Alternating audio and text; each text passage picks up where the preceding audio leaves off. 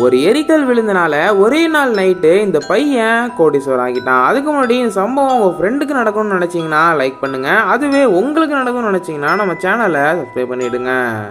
செல்வம் அப்படிங்கிற பையன் ஒரு டக் ஹவுஸ் வச்சுருக்கான். அதுக்கு பேர் டாடா டக் ஹவுஸ். ஒரு நாள் அவன் நியூஸ் பார்க்குறான். அதில் நேற்று நைட்டு பூமியில் ஒரு எரிக்கல் விழுந்துட்டு, ஆனால் அது விழுந்த இடத்துல ஒரு கோல்டு கலரில் ஒரு செடி மட்டும் முளைச்சிருக்குது, வேற ஒன்றுத்தையும் காணும். நாங்கள் அதை ரிசர்ச் பண்ணிகிட்ருக்கோம் அப்படின்னு சொல்கிறாங்க. அந்த எரிக்கல் செல்வமோட ஸ்ட்ரீட்டில் தான் விழுந்திருக்கு. அன்னைக்கு டக்ஸுக்கு சாப்பாடு போட்டுட்ருக்கான் செல்வம். அப்போ ஒரு வாத்து மயங்கி விழுந்து போக்கிட்டு கண்ணுலாம் ரெட்டாக மாறி, அது மட்டும் இல்லாமல் எல்லா டக்ஸும் கண்ணு ரெட்டாக மாறி மயங்கி விழுதுங்க.